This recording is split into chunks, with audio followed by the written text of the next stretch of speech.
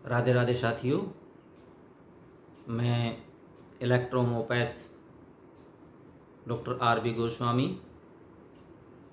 Group के सभी सम्मानित चिकित्सकों का हार्दिक अभिनंदन करता हूं। और जो यूट्यूब पर हमारे फॉलोअर्स हैं, हमारे वीडियो को लाइक करते हैं, शेयर करते हैं, उनका भी बहुत बहुत हार्दिक अभिनंदन करता हूं। साथियों, कुछ विगत दिनों से हम आई डिजीज पर वीडियो लेक्चर के माध्यम से चर्चा कर रहे हैं। उसी क्रम में आज हम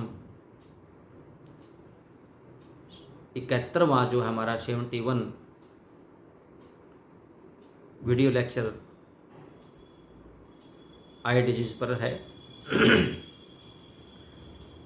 आज की डिजीज हमारी है रेटिना डैमेज। साथियों, रेटिना जो है आँखों का पर्दा होता है, जो सबसे अंतिम भाग में होता है।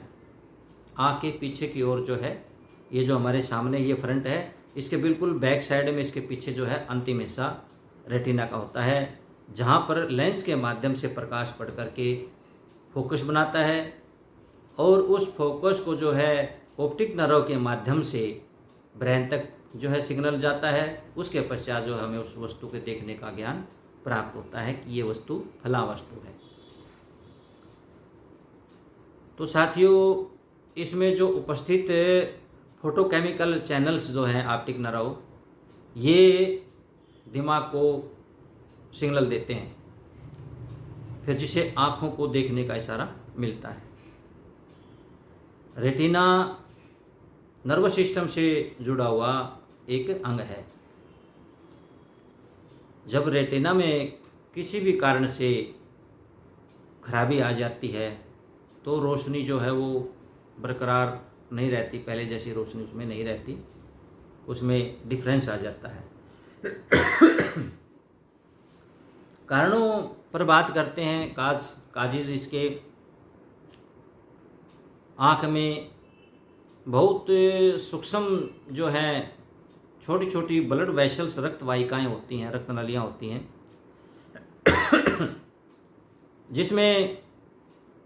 जिनमें किसी संक्रमण या रोग के कारण खराबी आ जाती है। कोई भी रोग हो सकता है, कोलेस्ट्रॉल वगैरह है या डायबिटीज़ वगैरह है या और कोई हार्मोनल इम्बैलेंस है।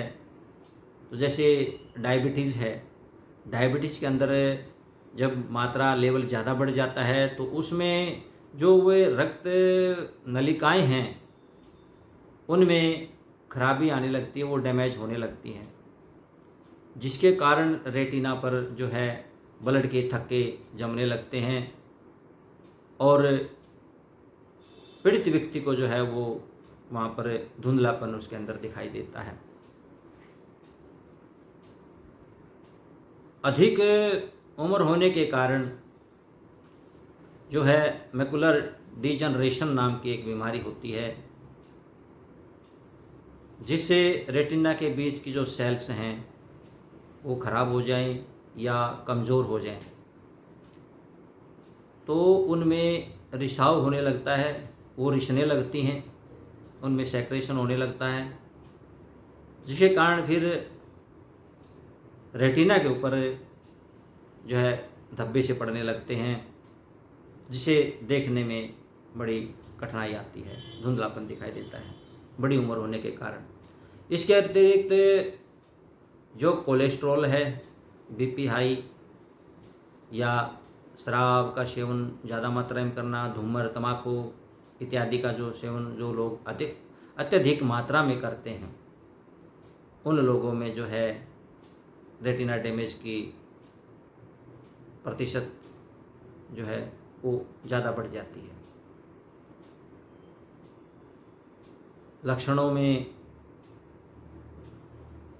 पहला लक्षण यही है कि नज़र जो है कमज़ोर हो जाती हैं, वस्तुएं साफ दिखाई नहीं देती हैं, पढ़ने में परेशानी होती है, आँखों के किनारों वाले जो भागों में है वहाँ पर अंधेरा सा हो जाता है, तेज़ दर्द भी होने लगता है। तो इस प्रकार के जो हैं कई लक्षण हैं जिससे ऐसे रोगी को पहचाना जा सकता है। तो साथियों, उचित कारण जान करके जो है हमें इस रोग का इलाज करना चाहिए, क्योंकि जब तक हम उचित कारण नहीं जान पाएंगे तो ट्रीटमेंट में जो है सफलता हमें प्राप्त नहीं होगी। तो ईएचटी में हम क्या कर सकते हैं इलेक्ट्रोहोम्योपैथिक ट्रीटमेंट में? तो साथियों देखिए, पोषक तत्वों की कमी की वजह से भी कारण हो सकता है, डायबिटीज़ का कारण हो सकता है, कोलेस्ट्रॉल ज़्यादा हो सकता है, या शराब अल्कोहल का सेवन ज़्यादा करता है तो उससे कम करवाएं। तो इन कारणों को दूर करते हुए जो हमें यहाँ पर जो है खान पान का विशेष ध्यान रखते हुए, खान पान में जो है पोषक तत्वों की बहुतायत मात्रा में जो है उनको उपयोग करवाते हुए, और जो है फल, जूस, हरी सब्जियाँ, विटामिन्स, जो ड्राई फ्रूट्स वगैरह हैं जैसे, तो इस तरह के जो पोषक तत्वों से भरपूर जो पदार्थ हैं, खाद्य पदार्थ हैं, उनका सेवन करें। और साथ में इलेक्ट्रोहोम्योपैथिक मेडिसिनों का जो है प्रयोग किया जाए तो काफ़ी जो है इसके अंदर सुधार देखने को मिलता है। तो इलेक्ट्रोहोम्योपैथी में हम यहाँ पर जो हमारे प्रचलित फार्मूले आप सब जानते हैं, बीपी और बीसी का हमने यहाँ पर प्रयोग किया है इसमें, और C3 का और S12 का जो आँखों की औषधि है। बीपी साथियों यहाँ पर जो है हमारे डाइजेशन सिस्टम को, ब्लड प्यूरीफायर को जो है, और मेटाबॉलिक सिस्टम को यहाँ पर ये स्ट्रोंग करती है। बीसी नर्वस सिस्टम की मेडिसिन है, पेन किलर है, और जो है इंटरनल ऑर्गनों पर जो है बहुत इसका अच्छा खासा जो प्रभाव पड़ता है। S3 हमारे जो है ब्लड के अंदर जो सेल्स होते हैं उनके ऊपर इसका जो है बहुत ही अच्छा प्रभाव देखने को मिला है। तो C3 का हमने यहाँ पर प्रयोग किया है। तो इस प्रकार से हमने इन 4 मेडिसिनों को लिया है, और इसको हमने सीधा जो है डायरेक्ट D4 से जो है इनकी 7 ml 7 ml जो है ईच मेडिसिन हमने 30 ml के अंदर स्टोर करना है, और उसमें से 10-10 बूंद दिन में 4 बार रोगी को देना है।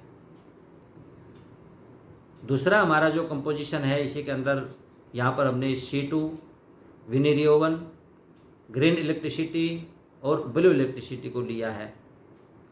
साथियों देखिए, यहाँ पर जो C2 का हमने प्रयोग किया है, C2 जो है टिश्यू की रेमेडीज़ है, यहाँ पर टिश्यू को रिपेयर करेगी।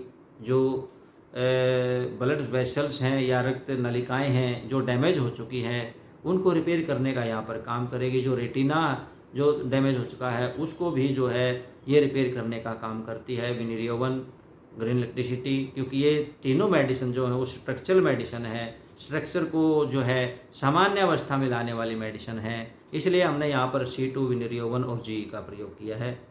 और ब्लू इलेक्ट्रिसिटी जो है वो हमारी ब्लड की रेमेडीज़ है, जिसके अंदर जो है RBC, WBC, प्लेटलेट, HB सब कुछ जो है पोषक तत्वों को जो है ये बढ़ाने वाली, सेल को पुष्ट करने वाली मेडिसिन है। इसलिए हमने यहाँ पर जो है ब्लू इलेक्ट्रिसिटी का प्रयोग किया है। तो साथियों इन सब की जो है हमने यहाँ से D4 से 10 ड्रॉप लेना है 30 ml में, और 10 बूंद दिन में 4 बार रोगी को देना है। तीसरी हमारी मेडिसिन साथियों हमने आई ड्रॉप के रूप में ली है।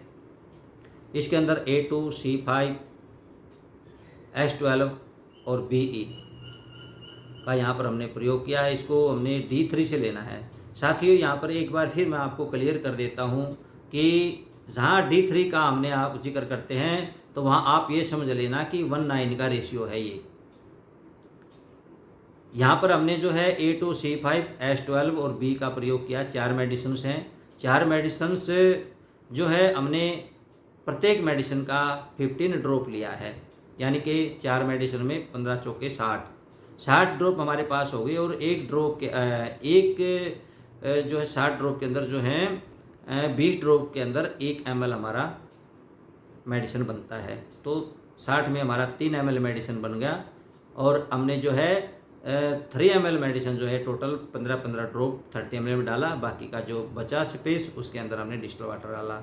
तो ये 1:9 का रेशियो हमारा बन जाता है। जहाँ पर हम D3 बोल रहे हैं तो यहाँ ये समझ लेना कि ये D3 वाला जो फंडा है ये 1:9 का रेशियो है। यहाँ पर कोई लॉजिक नहीं है, कोई चक्कर नहीं किसी प्रकार का। तो यहाँ पर आप सीधा समझ लेना कि ये फर्स्ट डायल्यूशन है 1:9 रेशियो का। तो इसको साथियों क्या करना है कि 15-15 ड्रॉप आपने 30 ml की बोतल जो खाली है उसके अंदर डाल लेना है और बाकी का उसके अंदर जो है रोज़ वाटर डालना है आपने। और उस रोज़ वाटर के अंदर आपने 2 या 3 ड्रॉप जो है वो हनी का डालना है, जो शुद्ध हनी हो उसको उसके अंदर डालना है।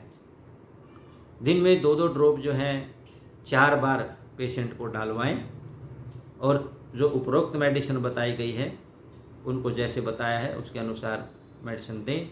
तो काफ़ी जो है इसके रिज़ल्ट हमें मिराकल रिजल्ट इसके अंदर मिलते हैं। बहुत अच्छी जो है उसकी रोशनी में जो है आँखों के जो है बहुत अच्छे उसके अंदर परिणाम हमें मिलते हैं।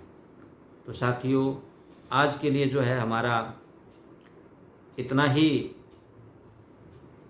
वीडियो लेक्चर था और उम्मीद करता हूँ कि आप इसको ध्यान से सुनेंगे, समझेंगे। देखिए आप जब तक इसको समझेंगे नहीं, केवल ट्रीटमेंट बताने से जो हमारा उद्देश्य है वो पूरा नहीं होता है।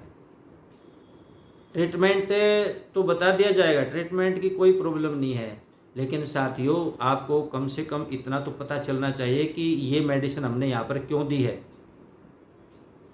तो इसको समझने का आपने प्रयास करना है। और साथियों जिस दिन आपने इस बात को समझ लिया कि ये मेडिसिन यहाँ पर क्यों दी गई है तो उस दिन आप एक सफल जो है चिकित्सक बन जाएंगे। और साथियों मेरी जो मेहनत है, मेरी तपस्या वो सफल हो जाएगी। मैं उसी मुकाम पर आप सभी मेरे प्यारे चिकित्सक साथियों को देखना चाहता हूँ और उम्मीद करता हूँ कि मुझे ज़रूर सफलता मिलेगी। आप मेरा ज़रूर साथ देंगे इसमें। तो साथियों आज के लिए बस इतना ही। राधे राधे।